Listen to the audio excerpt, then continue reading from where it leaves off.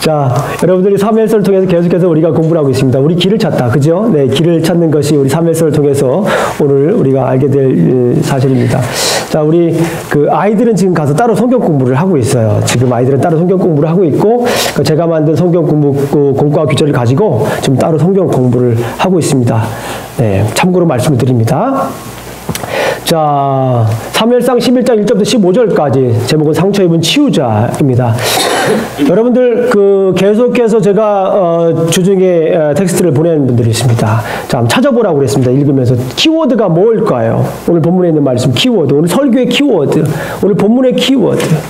자, 구원자입니다. 구원자. 여러분들 이미 잘 읽으셔서 아시겠지만 제 설교의 키워드는 구원자입니다. 여러분들 그럼 구원자가 누구입니까? 구원하는 구원자는 어떤 사람입니까? 예수. 예, 예수님. 예, 그렇죠. 그럼 성경적인 내용을 일단 보기 전에 먼저 우리가 사전적인 의미를 한번 살펴보도록 하겠습니다. 어려움이나 위험에 빠진 사람들을 돕거나 구해주는 사람을 우리가 구원자라고 해요. 그죠? 그것이 신앙적으로 이제 우리 예수님이 되는 기도하는 거고요. 그러나 1차적으로 중요한 것은 어려움이나 위험에 빠진 사람을 돕거나 구해주는 사람을 우리가 구원자다. 그런 사람들을 구원자다라고 이렇게 얘기를 합니다. 그러면 여러분들 이상적인 구원자는 누구일까요? 오늘 바로 이제 말씀하셨지만 예수님 빼고 여러분들 주변에 물론 우리의 구원자는 예수님이에요. 그죠? 제가 그걸 부인하는 것이 아니라 여러분들 삶 속에서 어려움이나 위험에 빠져 있을 때 여러분들을 이렇게 달려와서 도와줄 수 있는, 구원해 줄 수 있는 사람, 그런 사람들이 있습니까? 예수님 빼고 일단은 옆에 사시는 이웃 가운데 한번 생각해 보십시오. 그런 구원자들을, 그런 돕는 사람들을 한번 생각해 보십시오. 그럼 어떤 사람이 가장 이상적일까? 어떤 사람이 가장 나를 잘 도와주는 사람인가? 뭐 그런 것도 한번 생각을 해볼 수가 있습니다. 제가 왜 이런 말씀을 드리냐면 지난주에 우리가 살펴본 것처럼 지난주에 어떤 일이 있었습니까? 사무엘상 10장을 보게 되면 대관식이 있었어요. 코로네이션이라고 하는 대관식이 있었습니다. 누구의 대관식이었습니까? 사울의 대관식이 있었습니다. 근데 그 대관식이 어떤 대관식이었나요? 초라한 대관식이었습니다. 그 대관식은 정말 초라한 대관식이었습니다. 인류 역사상 아마도 이 대관식 중에 가장 초라한 대관식이었지 않을까 하는 그런 생각이 들 정도로 좀 이렇게 장엄하지도 않았던, 그런 화려하지도 않았던, 특별한 이벤트가 없었던 그런 대관식이었습니다. 그러나 그 대관식을 통해서 하나님께서 우리에게 주시는 메시지는 너무나도 분명했습니다. 아주 분명한 메시지가 있었어요. 그 메시지를 우리가 이해하려면 첫 번째 미스바를 이해했어요. 장소, 대관식이 있었던 그 장소 미스바라고 하는 것. 그리고 중요한 것 두 번째는 뭐였냐면 그 대관식의 주인공이었던 사울이 어느 지파였냐라는 거예요. 미스바라고 하는 걸 통하여서 하나님은 강하시다, 하나님은 능력 있는 사람이라고 하는 것을 우리가 알 수 있어요. 초라한 대관식이었지만 메시지는 분명했어요. 하나님은 어떤 분이다? 능력 있는 분이다. 미스바를 통해서 하나님은 능력 있는 분이다. 그리고 이 베냐민이라는 걸 통해서 사람은 어떤 사람이라고? 사람은 나약한 존재라고 하는 것.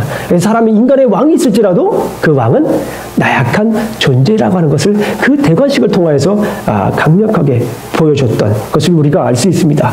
그러나 이 대관식 속에서 맨 마지막에 있었던 사건들 여러분이 기억하시나 모르겠어요.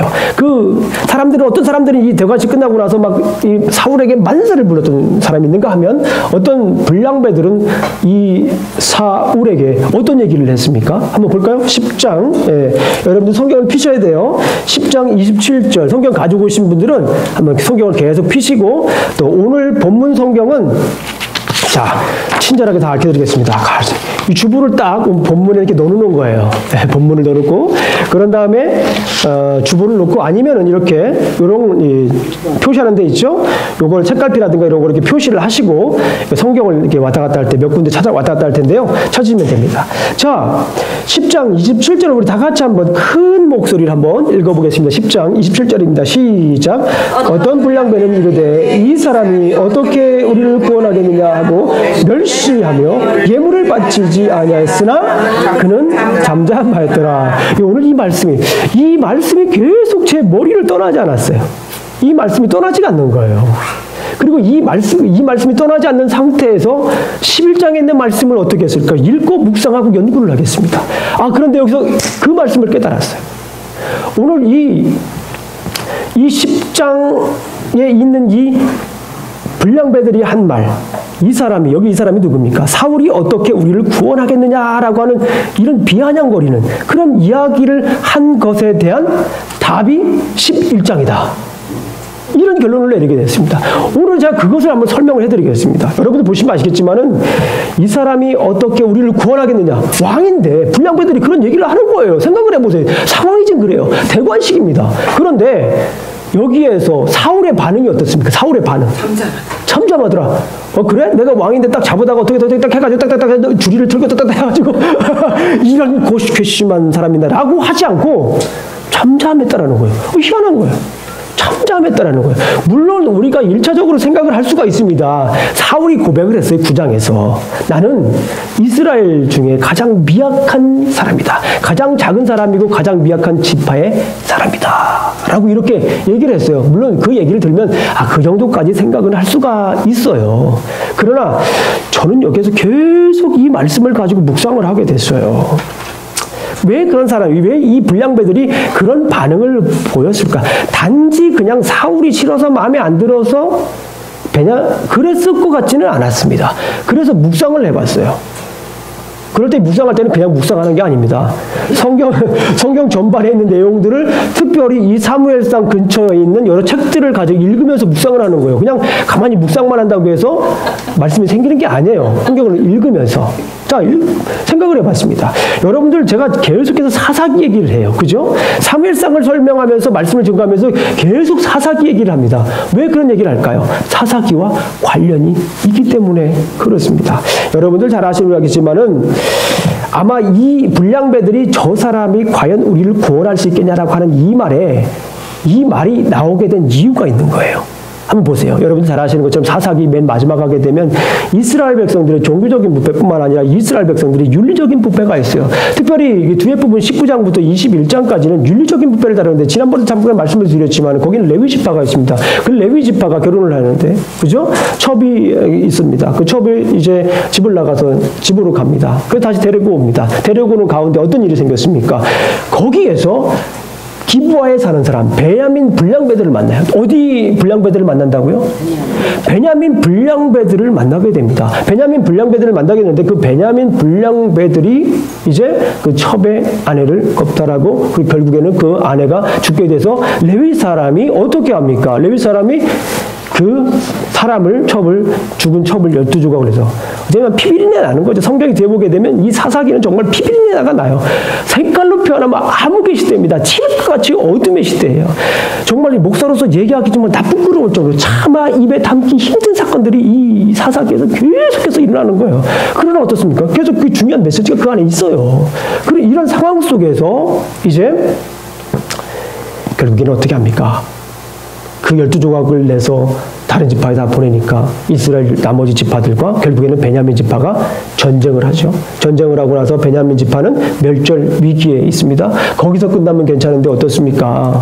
이 베냐민 지파 불량배 때문에 이스라엘과 베냐민과 민족 상잔의 비극인 그 전쟁을 하게 되는 거예요. 우리 6.25 같은 그런 전쟁을 하게 되는 거예요. 그리고 거기서 어떻습니까? 나중에 전쟁을 하고 난 다음에 보니까 베냐민 지파와 전쟁을 할 때 동참하지 않은 지파가 있는 거예요. 그런 사람들이 있는 거예요. 그런 족속이 있는 거예요. 가만히 보니까 길르앗 야베스 사람들인 거예요. 길르앗 야베스 사람이 거기에 나와요. 길르앗 야베스 사람이 동참을 하지 않아가지고 이스라엘 백성들이 또 어떻게 합니까? 그 길르앗 야베스 사람들까지도 그냥 학살을 합니다. 학살을. 우리 말로 그냥 학살을 하는 그런 장면이 21장에 나와 있어요. 그런 모습을 보게 되면 여러분들 한번 생각을 해보세요. 이렇게 이 베냐민 지파 때문에 민족 전쟁을 일으킨 그 베냐민 지파의 사람인 사울이 우리를 어떻게 구원할 수 있냐는 그 얘기예요, 지금. 베냐민 지파에서 나온 이 사울이, 베냐민 지파가 뽑혔잖아요. 제비 뽑았는데. 거기 사울이 뽑혔잖아요. 그 사울이라고 하는 사울 개인적으로 미워서 그런 게 아니라 그 베냐민 지파에서 나온 사울이기 때문에 지금 여기에서 이 사람들이 비아냥거리는 거예요. 비아냥거리는. 그 사람이 우리를 어떻게 구원할 수 있겠냐라는 거예요. 그리고 야베스 사람, 그렇죠. 야베스 사람도 그렇게 학살을 당했는데 누구 때문에 결국에 당한 거예요? 베냐민 지파 때문에 그런 거 아니에요. 그 베냐민 지파 때문에 그 야베스 사람들이 그렇게 학살을 당할 수밖에 없는 그런 그 사울이 어떻게 이렇게 뻔뻔하게 우리를 구원할 수 있겠냐? 그런 얘기 비아냥거리예요. 지금 이 이야기가 단순히 여기에서 이렇게 그냥 사울의 능력 대관식에서 보는 숨어 있는 그 모습만 보고 그러는 게 아니라는 거예요. 사울은 대답도 못 하잖아요. 자기 베냐민 지파를 통해서 일어났던 여러 가지 사건들을 사울은 알고 있는 거예요.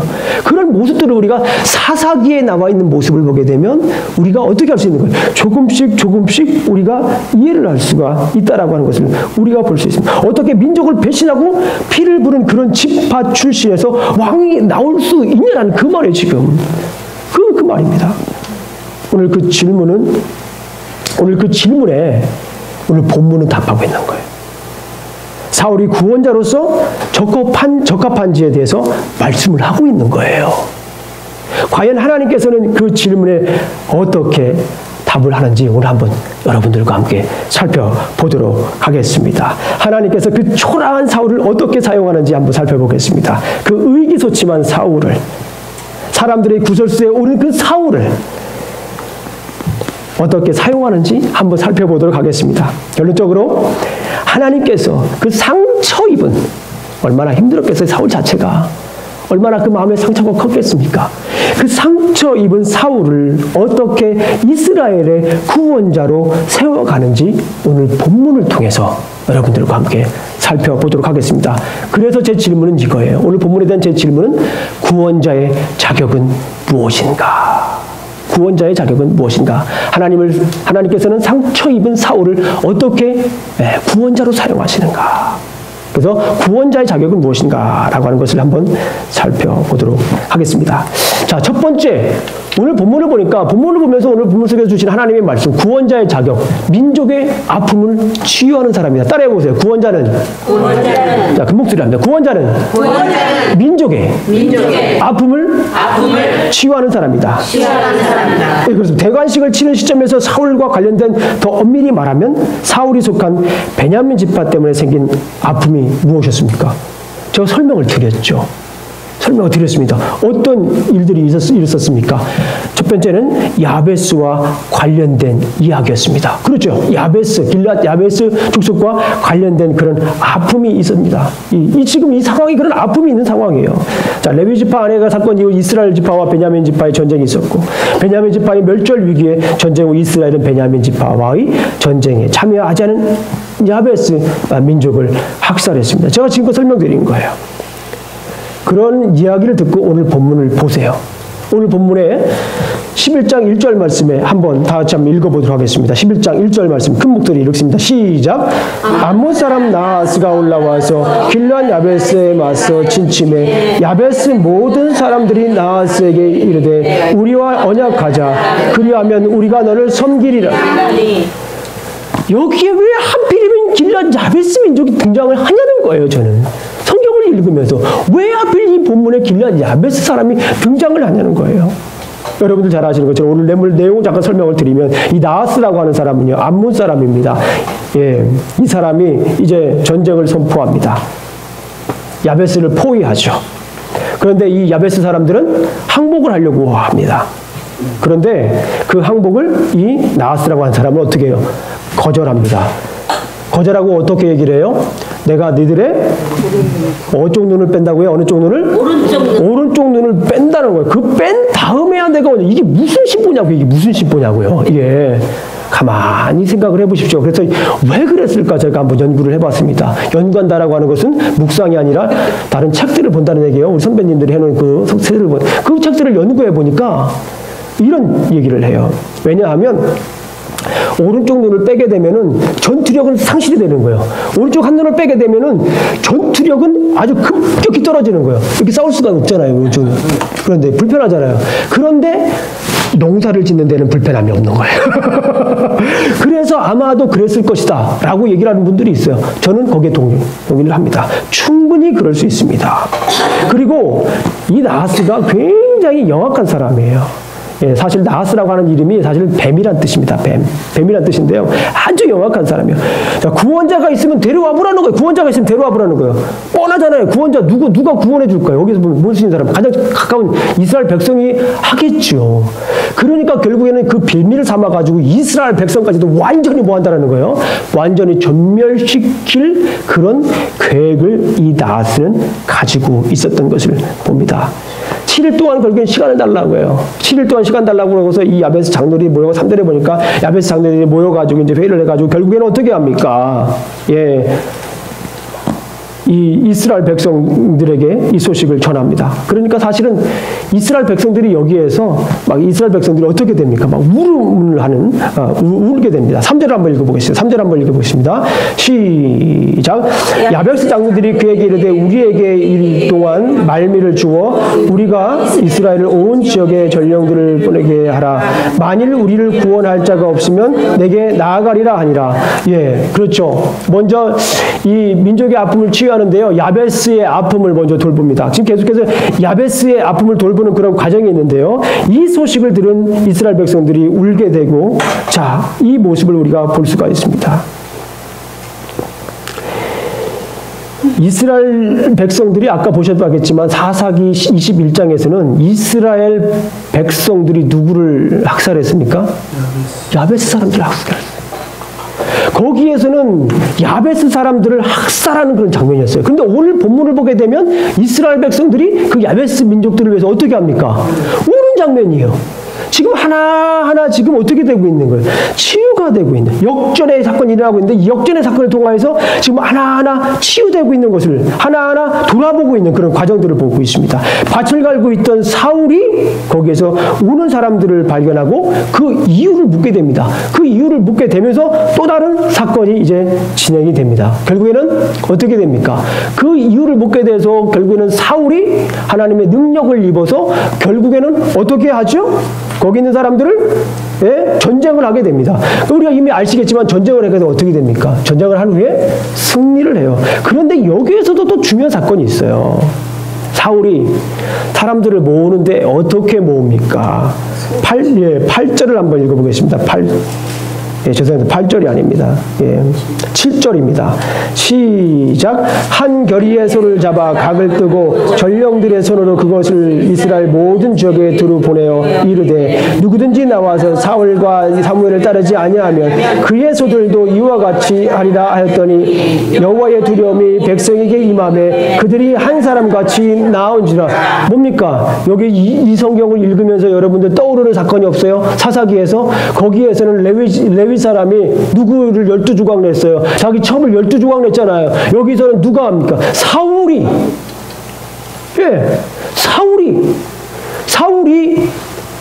소를 잡아가지고 각을 떠서 어디에 보냅니까? 이스라엘에 보내요.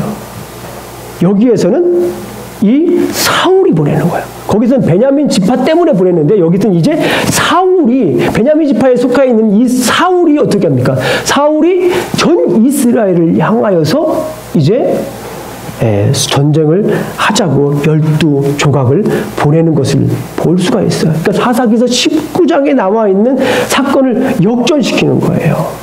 베냐민 지파 때문에 사람을 조각내서 온 이스라엘에게 보냈지만 지금은 베냐민 지파의 새로운 왕이 이스라엘의 왕이 베냐민 지파에서 나온 그 왕이 야베스를 구하기 위해서 이스라엘 전체에 보내게 되는 모습을 보게 되는 거예요.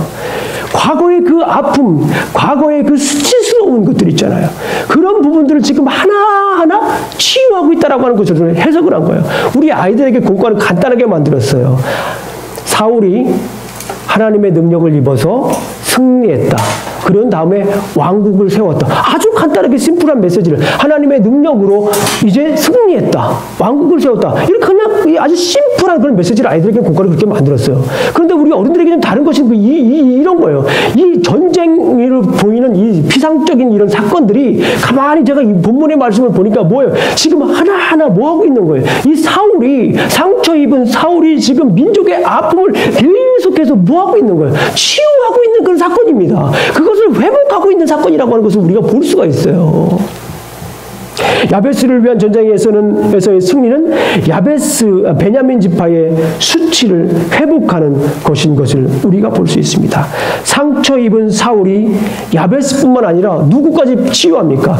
베냐민 지파, 이스라엘을 치유할 뿐만 아니라 베냐민 지파까지 치유하고 있는 거예요.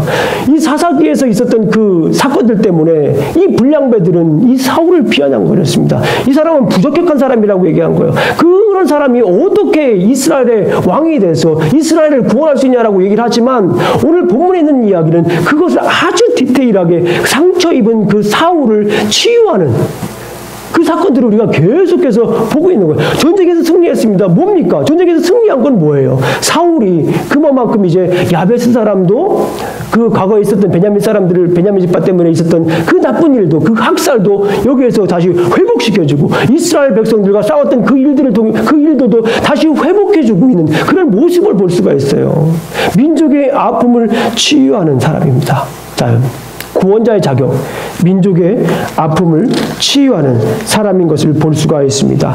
결국 상처 입은 사울은 승리를 통해서 야베스의 아픔을 치유하고 베냐민 지파의 아픔을 치유하고 이스라엘 민족의 아픔을 치료합니다.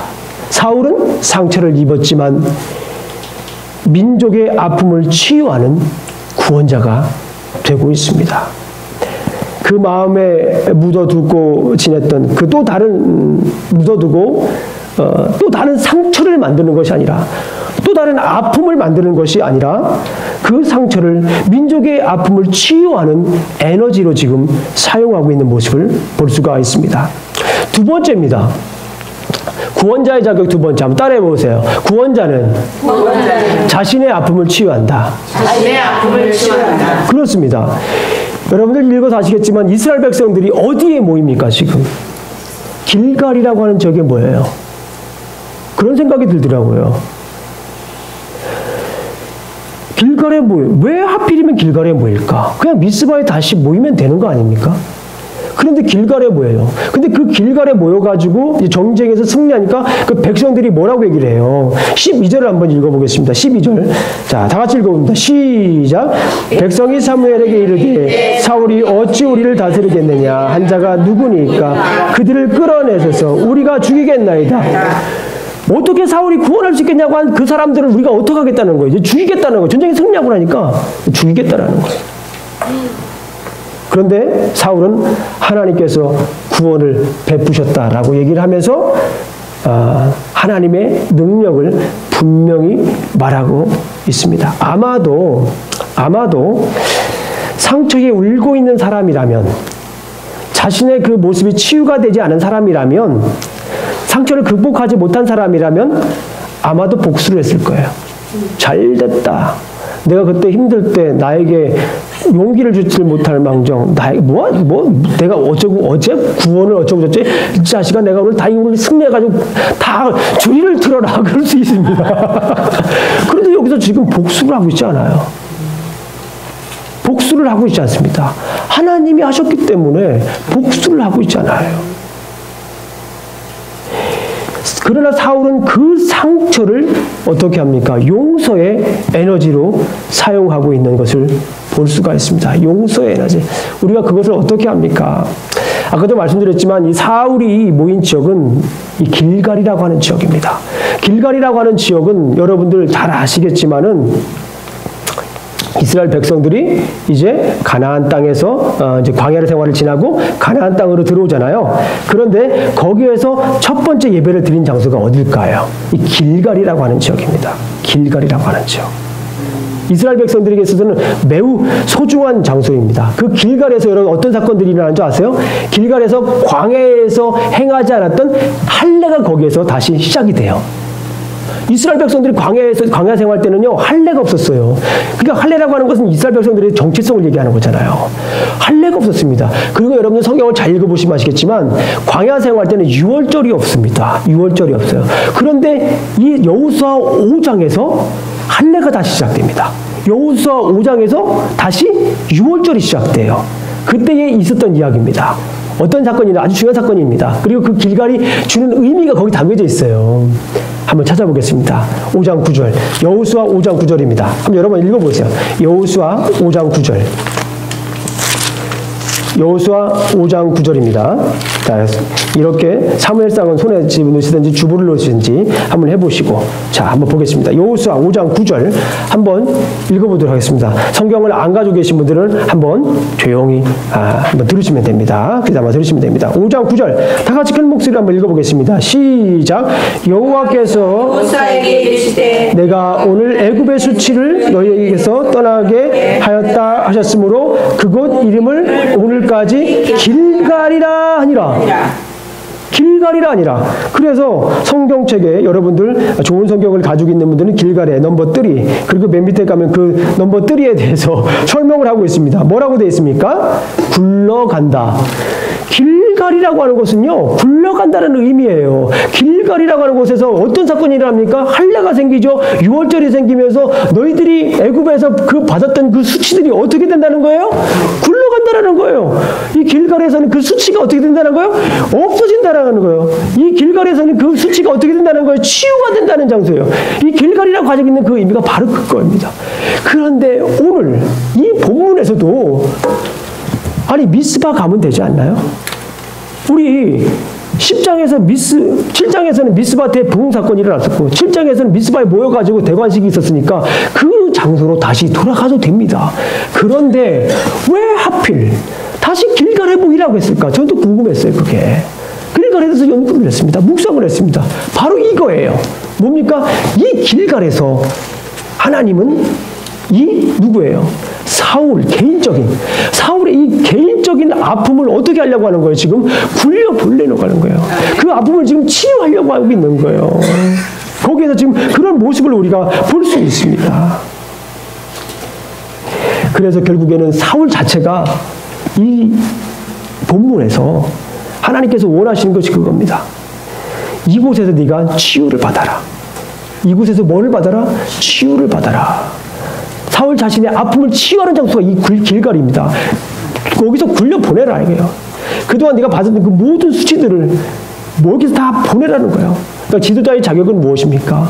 자신의 아픔을 치유할 수 있는 사람이에요. 그래서 결국에는 거기에서 길갈에 모여서 아픔을 치유한 다음에 길갈에 모여서 새로운 왕국을 세우는 모습을 우리가 살펴보았습니다. 자, 14절, 15절 다 같이 한번 읽어보겠습니다. 사무엘상으로 다시 돌아와서요. 11장 14절부터 15절까지 있는 말씀을 한번 보도록 하겠습니다. 다 같이 큰 목소리로 읽습니다. 시작. 사무엘이 백성에게 이르되 오라 우리가 길갈로 가서 나라를 새롭게 하자.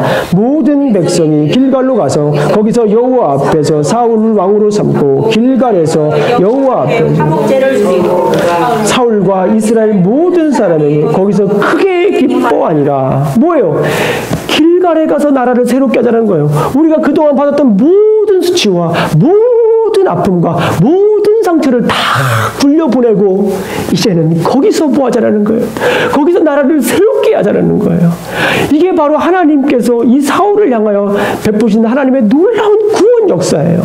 이 사건이 없었다면 아마도 사울은 왕으로서 제대로 설 수가 없었을 거예요. 그러나 이 자리에서 적어도 이 자리에서만큼은 물론 뒤에 가면 또 다른 얘기가 나오지만 적어도 이 자리에서만큼은 하나님께서 원하시는 것이 무엇이냐는 거예요. 구원자, 그 구원자는 민족의 아픔을 치유한 사람이라는 거예요. 그 구원자의 자격 두 번째는 뭐예요? 자신의 아픔을 치유할 수 있는 사람이어야 된다는 말씀이에요. 오늘 성경 말씀을 요약합니다. 사울은 이스라엘 백성들을 동원하여 길앗 야베스 사람들을 구원함으로 민족과 자신을 치유하는 새 왕국의 왕이 되었다라고 이렇게 정리를 할 수가 있습니다. 그런데 이 성경 말씀이 오늘날 우리에게 주시는 귀한 메시지가 뭐냐는 거예요. 그것은 이렇습니다. 상처 입은 치유자로 사는 것이 길이다. 아멘. 오늘날 우리는 많은 사람들이 상처 하나 정도는 다 가지고 삽니다. 상처 없는 사람 이 세상에 어디가 있습니까? 그렇지 않아요? 어떤 사람 얘기를 들어보면 나는 저는 어렸을 때 아버지로부터 상처를 받았어요. 어떤 사람 얘기를 들으면 어머니부터 상처를 받았어요. 저는 우리 할머니가 그냥 그렇게 저한테 그냥 이런전 저런 욕을 해가지고 제가 그 상처를 받았어요. 왜 그냥 우리 남동생만 사랑하고 나는 사랑한 여자라고 사랑하지 않아가지고 그렇게 상처를 받았어요. 상처가 많아요. 어떤 사람은 형제로부터 오고 어떤 사람은 교인으로부터 오고 뭐 상처가 많잖아요. 가까운 사람으로부터 상처를 계속 받습니다. 어떤 사람들은 너무나 힘들어가지고 고독하고 절망하고 외롭고 미롭고 시기와 질투 속에 있는 사람도 있습니다. 너무나 힘들어가지고 병원에는 가지 않고 도저히 살 수 없는 그런 지경에 이른 분도 있습니다. 그러나 정말 중요한 것이 있어요. 오늘 본문을 통하여서 우리에게 주신 하나님 말씀을 생각해 볼 때 정말 중요한 것이 있습니다. 그것은 뭐냐면 그 상처를 어떻게 사용하느냐예요. 상처 없는 사람은 없습니다. 그 상처를 어떻게 사용하느냐.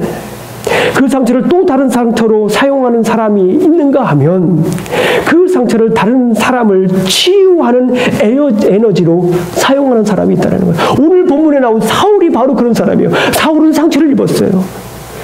아픔이 있어요.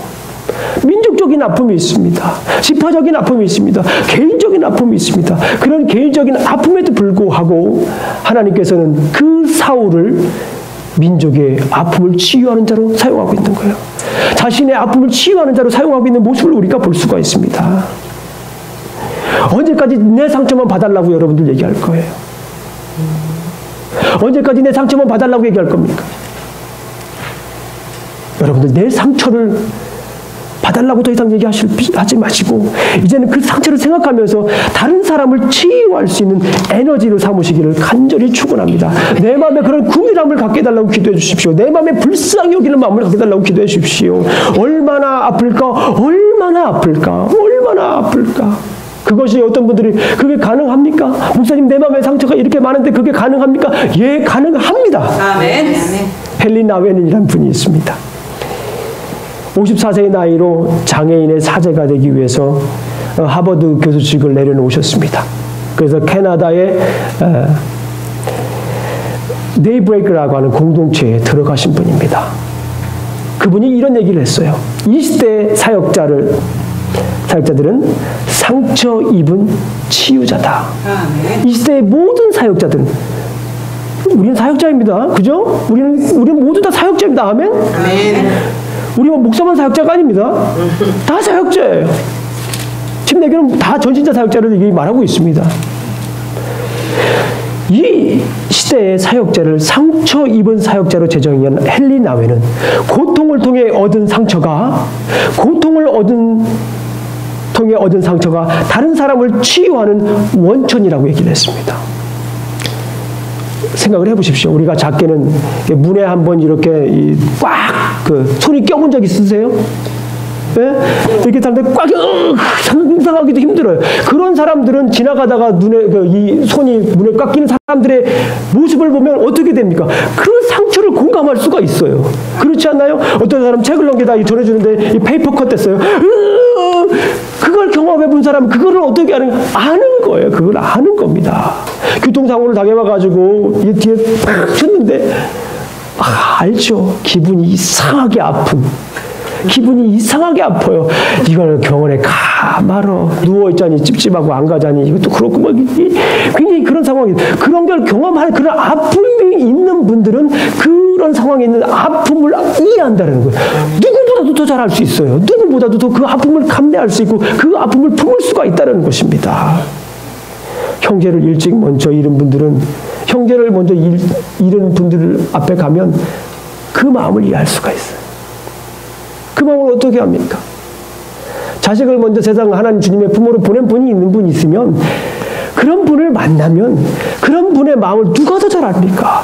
그런 마음을 경험한 사람, 그런 아픔이 있는 사람이 그거를 경험하지, 그걸 아픔을 이해할 수 있지 않습니까? 그런 마음을 품고 있는 사람이 더 그 사람을 치유할 수 있는 힘을 가지고 있는 거예요. 그런 에너지를 가지고 있는 겁니다.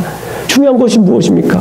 내 안에 상처가 있고 내 안에 어려움이, 내 안에 고통이 이것이 누구나 다 있습니다. 근데 이것을 내가 어떻게 사용하냐는 거예요. 이걸 가지고 또 다른 상처를 만드는 분이 있는가 하면 이걸 가지고 또 다른 사람을 치유하는 사람이 있다는 거예요. 아멘. 여러분들은 어떤 삶이 되시겠습니까?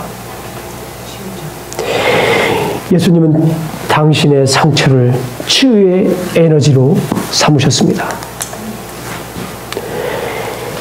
우리 다 함께 읽겠습니다. 시작. 그가 찔림은 우리의 허물 때문이요 그가 상함은 우리의 죄악 때문이라. 그가 징계를 받음으로 우리는 평화를 누리고 그가 채찍에 맞음으로 우리는 나음을 받았도다. 예수님은 스스로 상처 입으심으로 우리의 상처를 아물게 하셨습니다. 치유의 길을 여신 예수님을 우리가 본받아야 될 줄 믿습니다. 예수님처럼 우리가 사랑을 선포하는 사람들은 자신의 상처뿐만 아니라 남의 상처도 돌아보아야 합니다. 또한 자신의 상처를 치유의 능력으로 사용하셔야 됩니다. 내가 아픈 만큼 여러분들은 그 아픔으로 다른 사람들을 더 많이 치유할 수 있습니다. 더 이상 울지 마십시오. 아프다고 더 이상 힘들어하지 마십시오. 하나님이 나에게 왜 이런 상처를 주셨을까? 하나님이 나에게 왜 이런 아픔을 주셨을까? 생각해 보십시오. 그 아픔의 에너지로, 그 상처의 에너지로, 그 에너지를 다른 사람들을 치료할 수 있는 에너지로 사용하실 수 있습니다. 눈물을 닦고 일어나십시오. 눈물을 닦고 일어나셔서 그 아픔을 다른 사람들을 치유하는 에너지로 사용하시기를 주님의 이름으로 축원합니다. 아픔을 넘어선 우리가 치유자가 되어야 합니다. 제가 오늘 여러분들에게 한 7가지 이렇게 여러분들하고 연습을 할 거예요. 질문 아닌 질문입니다. 근데 그 질문 마지막에 여러분들이 외쳐야 될 것은 치유자입니다. 따라해보세요. 치유자입니다. 치유자입니다. 다시 한번 해보겠습니다. 치유자입니다. 치유자입니다. 자, 나는 나의 아픔을 다른 사람을 치료하는 따스함으로 사용하는 치유자입니다. 그렇게 하시는 거예요. 이해되셨죠? 네, 그렇게 하시는 겁니다. 우리 한번 해보겠습니다. 이것이 우리의 삶 속에서 이렇게 되시기를 저희 간절히 원합니다. 나는 나의 아픔을 다른 사람을 치료하는 따스함으로 사용하는 치유자입니다. 나는 나의 시기를 다른 사람을 치료하는 노래로 사용하는 치유자입니다. 나는 나의 절망을 다른 사람을 치료하는 희망으로 사용하는 치유자입니다. 나는 나의 고독을 다른 사람을 치료하는 기쁨으로 사용하는 치유자입니다. 나는 나의 수치를 다른 사람을 치료하는 넉넉함으로 사용하는 치유자입니다. 나는 나의 증오를 다른 사람을 치료하는 용서로 사용하는 치유자입니다. 마지막 하나 남았어요. 마지막 하나. 나는 상처 입은 치유자입니다. 다시 한번 하겠습니다. 나는 상처 입은 치유자입니다. 기도하시겠습니다. 하나님 아버지, 부족한 종이 또 이렇게 말씀을 들고 증거했습니다. 우리에게는 아픔이 있습니다. 우리에게는 슬픔이 있습니다. 우리에게는 절망이 있습니다. 때로는 우리에게는 고독이 있고 우리에게는 증오가 있고 수치가 있습니다. 아버지 하나님, 더 이상 이 굴레 안에 머물고 싶지 않습니다. 박차고 일어나고 싶습니다. 아버지 하나님, 도와주시옵소서. 주님의 사랑 때문에 우리가 다시금 일어날 수 있지 않습니까?